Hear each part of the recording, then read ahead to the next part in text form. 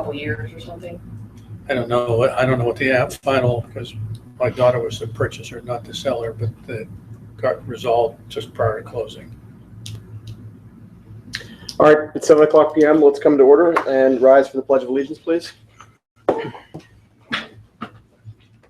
I pledge allegiance to the flag of the United States of America and to the republic for which it stands, one nation, under God, indivisible, with liberty and justice for all.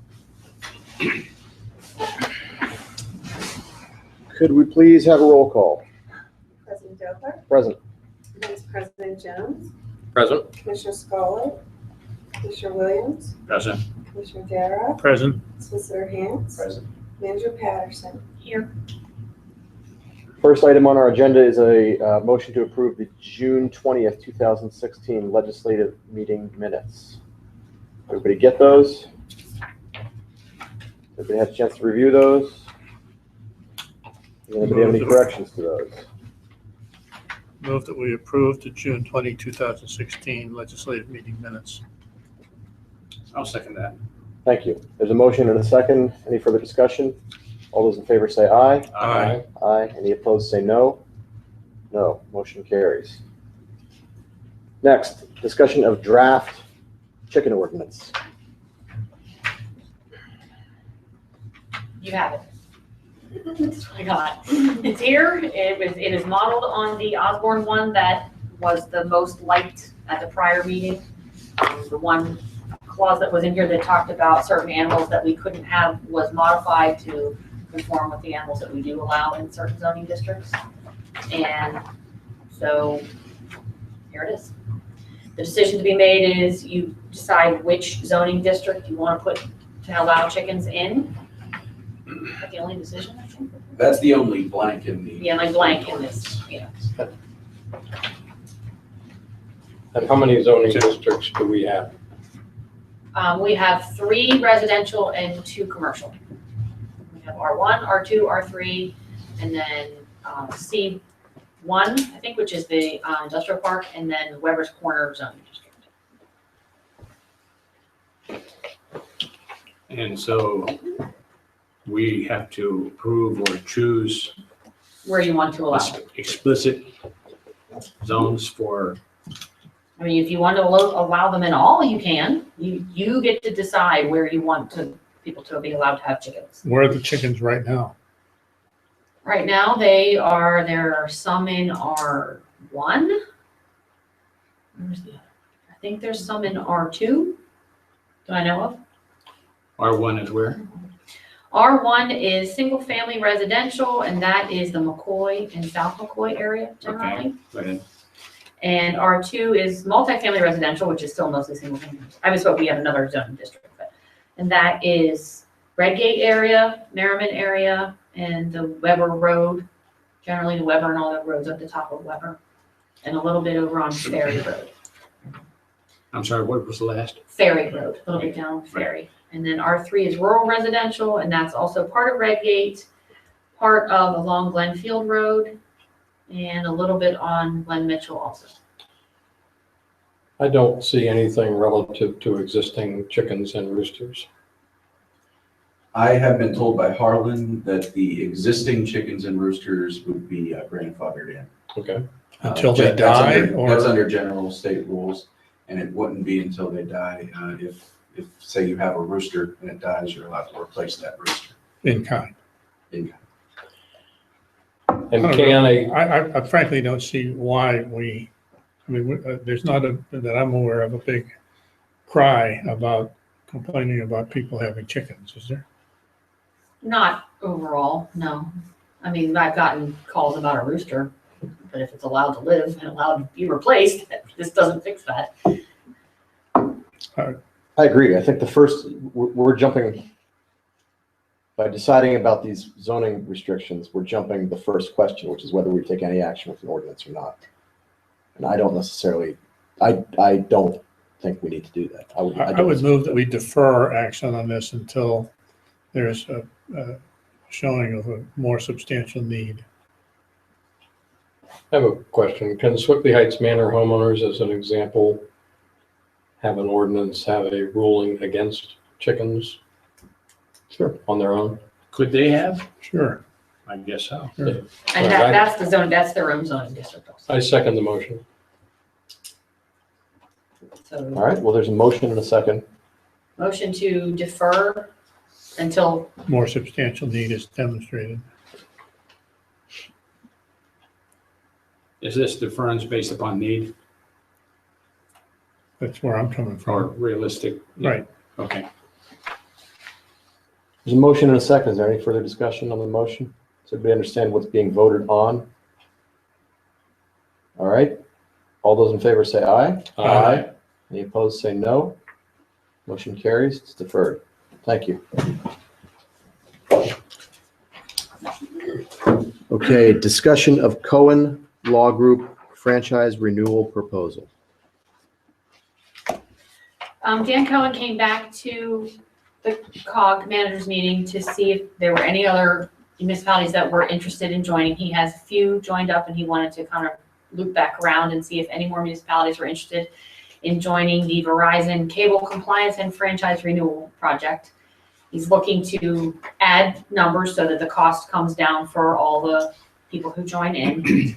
And again, he just provided the proposal, talked about how the compliance is part of it, not just the new agreement.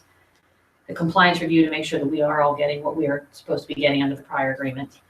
And he's looking, I think they have 2 to 5 municipalities join right now, and he's looking to get I'm sorry, again, please. between 2 and 5. I think he might have 4 right now. Okay. And then the next threshold is 6 to 9, and then 10 plus.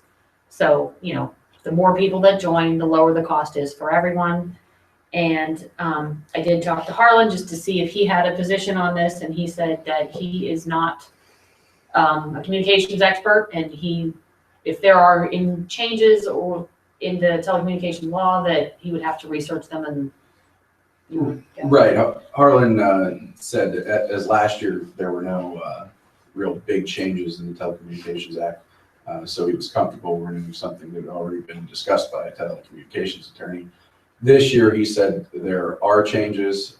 He's certainly willing to research those if need be, but wouldn't be upset if you asked the Cohen Law Group, who do this for a living, to take on that responsibility. His concern was if he has to research it, the cost might get up to what they're offering to pay for anyway. What's the impact on our current agreement? Does it go passe or? It will expire, so we will have to have a new one negotiated. When does it expire? I believe in 17, early 17. So I think it was in 2007 when we did that. Is there a cutoff date as to when they have to determine they have their group? He did say that. I think it was close to the end of this month. I mean, actually the cutoff date was passed. He was opening it up again to see maybe if more municipalities were interested. So Has Verizon tendered to us a renewal agreement? no, we're advanced in the process just so he can get. Figure out who he's working Right. for. I continue to think that this agreement is going to be very easy to negotiate and that I have every confidence that Harlan will be able to do it. I don't think we need to hire Dan Cohen. It's my general reaction as well. How many municipalities in the COG 14, and how many have signed up? I think 4 so far. But a lot of those municipalities don't participate in anything. So that's 14 I think there are about 10 at the max that can be considered full participating partners in the COG. And a lot of times it's the same 7 or 8 that show up for things. And how do we currently track the payments? We don't, we get them. We don't have anything that comes from Verizon that shows us customer lists that we should somehow be tracking to see because And how does They he, send us a check. Presumably, we have audit rights if we wanted to exercise them. I don't think so. In the agreement, yeah. and how does he presume to do that? He says, he implies that he somehow audits that, As part of the deal, I suppose he would request whatever. which we could do.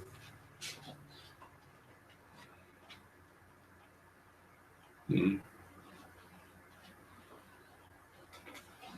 right, well, I think we've previously taken action on this and voted.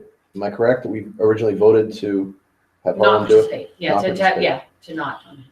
I move to not participate in the Cohen Law Group proposal to assist in both the compliance of the current contract and the negotiation of forthcoming contracts for 217. Second. There's a motion and a second. Is there any further discussion? So the vote will be to not participate in the Cohen Law Group negotiations. All those in favor say aye. Aye. Any opposed say no. No. I'm not saying no, I'm saying aye. Motion carries. I don't know why I keep saying no. All right, discussion of requests for a stop sign or a yield sign at the end of Vecchio Drive. I got a call and then a follow-up email from a resident who lives up on Tega K, which is a street that's up. We have 4 houses on the Tega K, then you come out into Osborne, then through Aleppo again. So the top of Weber, basically. And she's had some near misses at the intersection of Vecchio Drive and Weber because there's no stop sign at the end of Vecchio Drive. And I think there are a few people that just kind of roll out without looking. And so people coming down Weber, there's a bend there, so they're coming around the bend at Weber. And it's a side road, so they are expecting this person to stop if there's one coming, and they don't have a stop sign, so some of them just come out. And so there have been a lot of near misses, and she had requested for a stop sign and wanted to know how we go about doing that.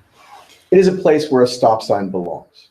Yeah, it seems, yes. Yeah, And when I since talked we've to talked some of about the this, I've gone up officers, there. yes. You would expect a stop sign to be there. And I talked to one of the officers and they said, wait, there isn't one because they've always stopped there. They just, I mean, it's not a question. It's a small side road coming out into a main road. So I would stop there just because I would expect to stop there. So it is one where it would be normal to have one. So the options are what? The options are, we can put one up. We can do a study to determine it. We can just put one up. The police chief can write a letter about a safety, he determines that it's a safety hazard, and that can be the basis for our putting up a stop sign. This is for the state approval. Well, it's our road. They're both our roads, so we don't have to get permission from anyone to put it up. We would just have to. We have to meet guidelines. I was told by Harlan for a discussion of this question should be an executive session because of legal advice. But if you'd like me to discuss, that's your decision.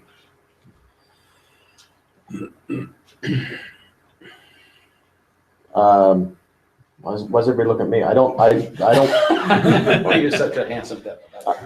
I don't think that.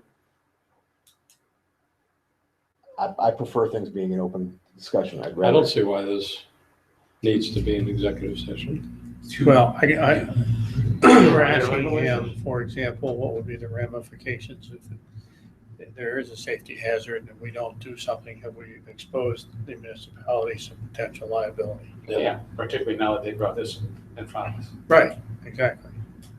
So at least one of us or two of us probably knows the answer to that question. And so, Matt, I think your intuition is to move ahead with having a stop sign put there. Yes. Makes sense. Are there any other legal procedures or requirements? The issue arises when there is a violation of the stop sign that is given a ticket by the police. So the question is the stop sign enforceable? What do we have to do to make a stop sign be enforceable? If we just go throw up a stop sign, we can put it there all we want to, but if it's not enforceable, then. But apparently Chief's letter satisfies the issue. For purposes of allowing the sign to be there, yes. To be fully enforceable by the With the state. fine, yeah, with the Or fine. to be a finable stop sign, you need a traffic study. How much does that cost? Harlan said 15 to 20,000. $15,000 to $20,000? Yeah. That's why I brought it up. My education paid off. Wow. but that has nothing to do with possible liability, Correct. only our ability to enforce.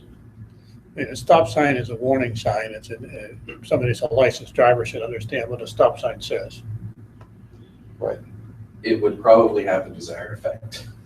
So I move to place a stop sign at the end of Eschio Drive. Second. There's a motion and a second. Is there any further discussion? All right, so the motion is to place a stop sign at the end of Eschio Drive. All those in favor say aye. Aye. Any opposed say no. Motion carries. Thank you. All right, discussion of SWOT analysis results.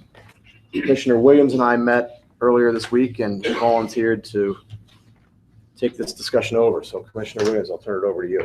Okay.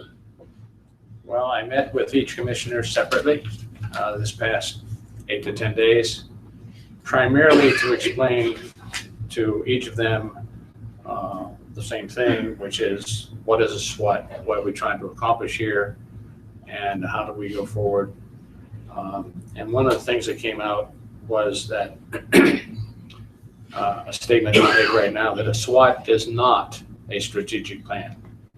It is also not a business plan. It is a study and primarily technical analysis of issues that members of the commission and perhaps others would bring up to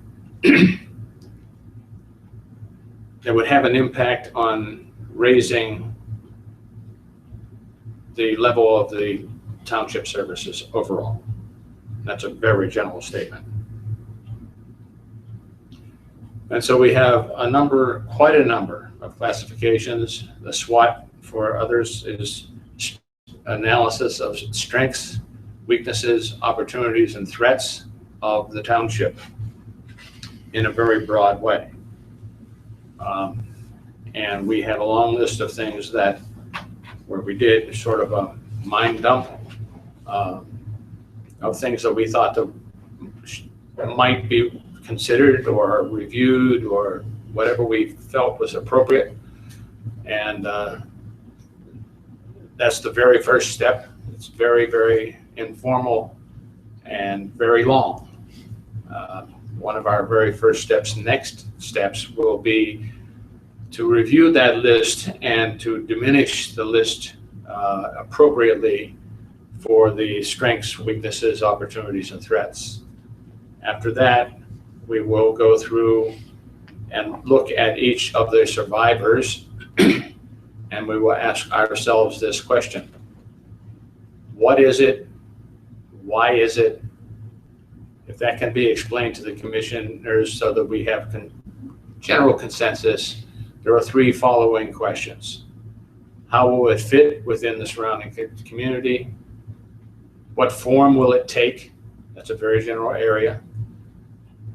And what is its function?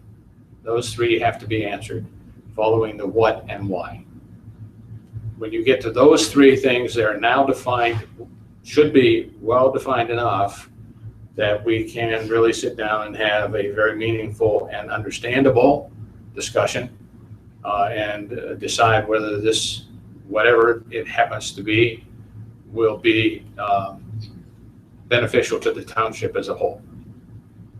For instance, one of the first questions that was put on the table for us was the, oh goody, I can't find it, the financial condition of the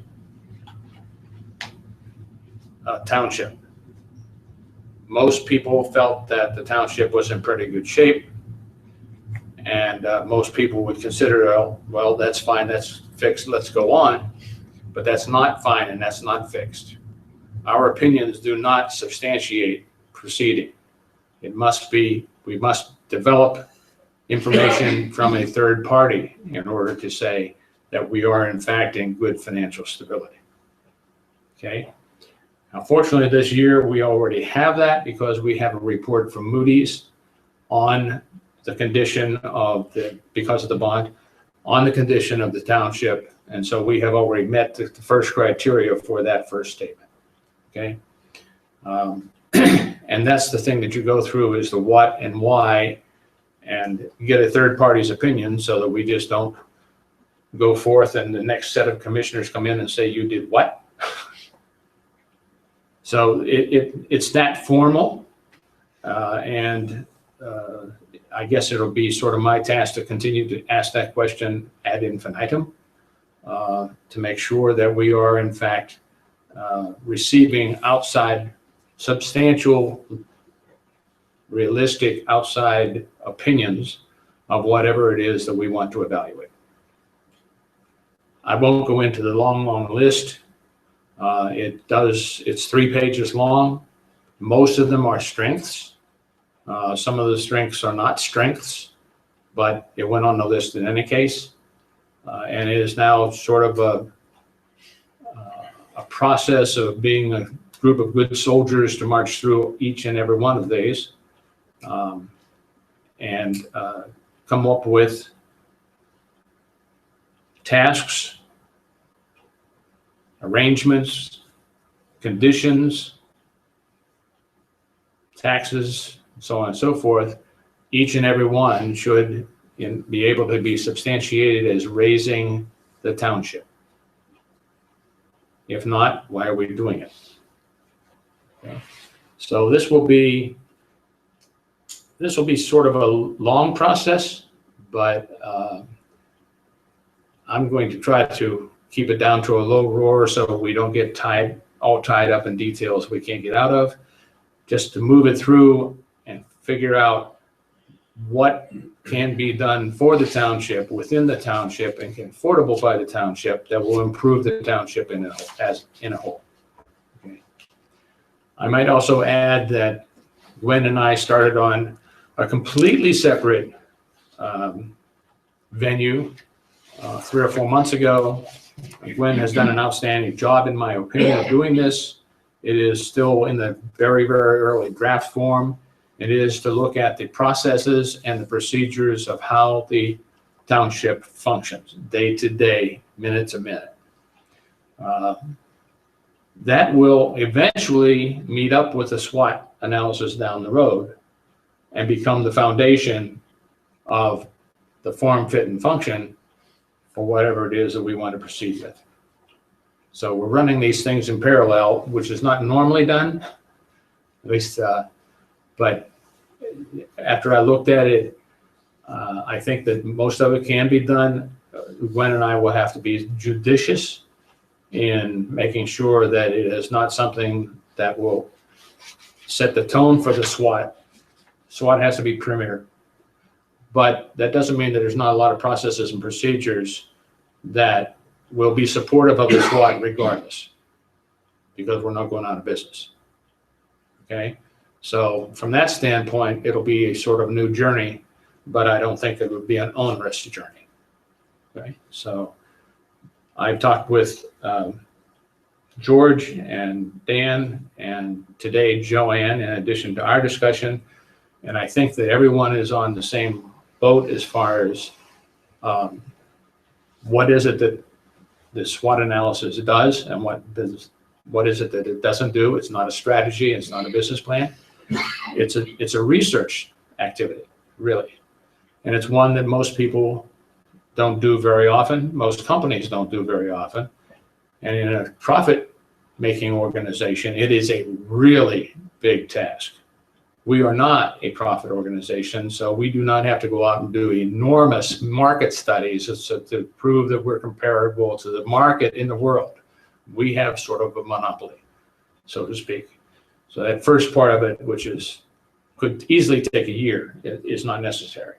So we can get on to the meat and potatoes, in my opinion, of going down that list as quickly as possible and start to ask ourselves that questions. I propose that, to be expeditious, that I do this via email, sending out the same list and asking the same questions to everybody and letting them be free form in their replies. And we'll report to the board and see, if, do we have consensus or do we not? If we don't, is it on the list or off the list? Just that quick. Okay. Maybe one thing to help focus that initial step is to define what it is the township is expected to do, because that will help us define what are our strengths and weaknesses and the like. Yes, I would say that's true. That would be a substantial support for, not having everybody feel like they're out on the whippy end of the branch. Right. Yeah. Right. But that's all part and parcel of this as we go down. Well, I hate to make this more complicated, but we cannot be doing this via email because we have sunshine law requirements. So we can't be having substantive conversations via email. This would not be substantive conversations. This would be, what's your opinion of this particular line in the statement? Okay, and it will be vocalized here. So there will not be any conversations between any of us between the time that goes out and comes back. Yeah, It will just be people's opinions, because otherwise it's going to take us 4 weeks for every utterance that occurs on that SWOT analysis. well, then I think we should figure We'll never out. get finished with it. I mean, you could send us the list by email. Yes, We could come back next week, each of us having marked up the list, crossed off what we don't think belongs on there and the like. yes, that's what I have in mind. And then, somehow or another that has to be collated to see what agrees and what disagrees. Mhm. Get another list from you that says, here's what the agreements are, here's what the disagreements are. Rethink your position and let us, and come back next month and do it. Yes. You vocalized it better than I, but I meant exactly the same thing. Any comment I do not have any comment on the sunshine law aspect? other than I agree with what Matt said. That anything would have to be vocalized in a meeting, no substantive discussion. Okay. Okay. I think we should get Gwen's input as part of that process as well. Pardon me? I think we should get Gwen's input as part of that process. She's in it whether she likes it or not. Good. I saw her do the old two-step a couple of times, but so far I haven't. Can't get away. So the plan is that Commissioner Williams, you'll send us the list between now and next week, and we will all mark it up and eliminate things that we think can be taken out of the conversation. Right, but bring those back. And come back next week and try to pull Yes. together from our, Each of the items will contain my listing of saying what, why, and if those can be answered in your opinion, what form does it take, how does it fit, and what is its function? and then So if we'll we get pull that together through- our called lists and try to come up with one joint Yeah, called list. If we get that far, we're going to move fast. Good. Well, that's great. Thank you. You're more than welcome. Anybody else have anything on that? Excellent. Talk more next week. And I want to thank Gwen again for the work that she has done on the processes and procedures, because that is above and beyond the duty. And I appreciate that. Unfinished business? Back to the Cohen proposal, the Verizon negotiation. Would you try to determine how, in fact, we can audit the payments? And Yeah, that would be the primary reason I'd say no, so we can't audit it. But how is he going to audit it? But well, I think we can. I agree. And how thick is the current agreement? I have to get it. It's not. I would like a It's copy. not. I'd like a copy too, actually. Yeah, send us all a copy. Send us all. I will do Is that. this what we already have? That's his proposal. That's his proposal. We're talking about the Okay. Verizon contract itself. All right. I will send it to everyone. It's going to be like reading your cell phone contract. All right, any other new unfinished business? New business. I have two things.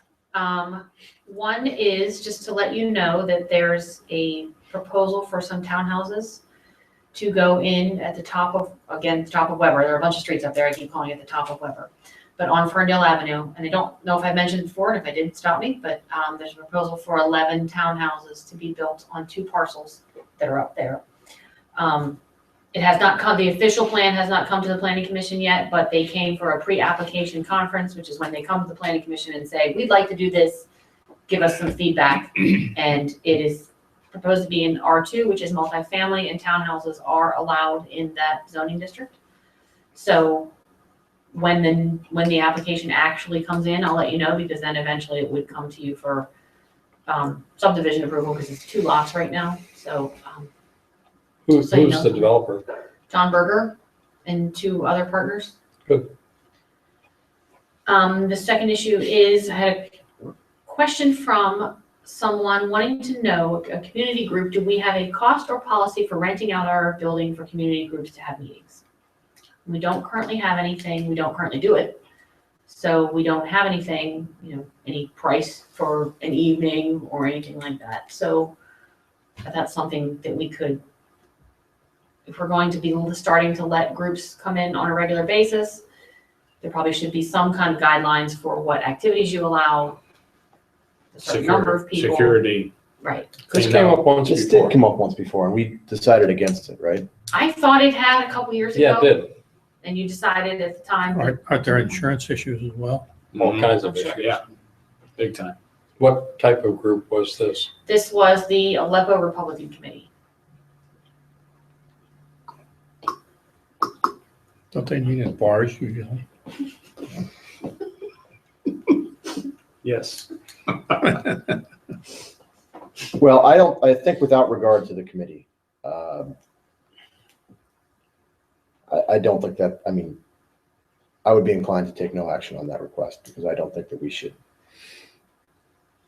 get ourselves in the business of renting space. Yeah, we went through this before and decided a bad idea. Yeah, I don't see a benefit to it at all. There are other places they can meet. Mhm. But, if any, do you feel different? Do you want to? Nope. Okay. Semi-new business. Haven't been invited to the next gathering of the Fall Fest Committee for Masonic, but I understand it's going to go forward. Okay. And I believe that we should have a presence. So at the next meeting, I'll find out what accommodations they have, booths, whatever. I think at least, the commissioners on a shared basis should man a booth just to be there. And then perhaps a dunking pool. Love it. He's smiling. But I think it would also be good if we came up with something interesting. I agree. So think about that a little bit. I don't even know the date. Okay. I don't think the date's been fixed yet. I haven't heard it. You could be right. But the garden's postponed. Yes, for a year. Well, with that similar thing in mind, and it's similar because I've never been able to do that in years past, because that's always the same weekend as the convention at Seven Springs. I know I sent an email around, but I encourage everybody to go to the Seven Springs convention. And I said before, I say it again. I don't know. I've never. It's to me, it's sort of like CLE, that you can't really expect that you're going to walk away from there a changed person. You might get a little. Say that again. You might get a little tidbit here or there. But what I've found so good about the Seven Springs Convention is just that it's time that you set aside to do this. It was especially helpful when George and I were there together. We would talk about things. Harlan and I have had very good, just sort of casual conversations. So I encourage. I can say this, Dan, I was surprised. At our expense, we took our wives. My wife went to the presentations on the second day. After that, she said, I wished I had gone to the first day. because they were very informative. I don't know if you can translate a dollar for dollar benefit, but there is a benefit. And I went jaded. I went assuming, because I'd been to them a lot on the other side of the table. It was much better and much more informative than I imagined. Gwen has, I think it's important for Gwen to go, but she's always had a scheduling conflict too. You do this year as well? I don't think I do this year. But she's working on it. And Art, you went to the spring, Yes. and what was your opinion of that? First of all, I was quite surprised at the turnout. It was very broadly dispersed. Well, spring is big. Yeah, it was a thundering herd, quite frankly, in the dining room. It was very informative to me. It was my first immersion, so to speak, and I met quite a number of people. I also picked up a flat fishing buddy there. Hey, the gods are kind, and the speakers were in fact quite informative, in my opinion. You know, I was a newbie, so everything was fresh, but I definitely intend to go. All right. Anything else on new business? Citizen participation. Citizen, what say you? Just as a suggestion about that stop sign on Beshare Drive, instead of a stop sign, how about painting the word stop on the roadway? I don't know what effect that might have, but. Why do you think that's a preferred? Normally you have to have for a stop sign to be effective, you have to have a study. Yeah. For it to You be do. legally. Well, but we can put up a stop sign. We can put up all the stop signs we want to, Right. But you can't enforce them, I believe. but I don't think we're going to be able to enforce a painted stop on the word stop on the road Like I either. said, I don't know whether it's primarily for people who are strangers to the area rather than residents, because the residents are familiar with the condition there. Well, speaking of the spring convention, I sat through, a go around from the state police on this very particular subject and the different methods that they have used, particularly when someone's speeding or people are speeding through a residential neighborhood and it happens to turn in that's the way they go to work. So everybody's in a hurry. And there's a lot more that can be done rather than a stop sign. One is painting hash marks on the road. Put big humps in the road. Well, you can do that, but all you do is tick people off. But hash marks seem to be pretty effective, according to the people I was listening to. So they have more than a couple of tricks up their sleeve that we might be able to assess. How much will it cost to put up a stop sign? Not much. $200. I mean, If $200. we can borrow some from Sewickley that are hidden down in the woods.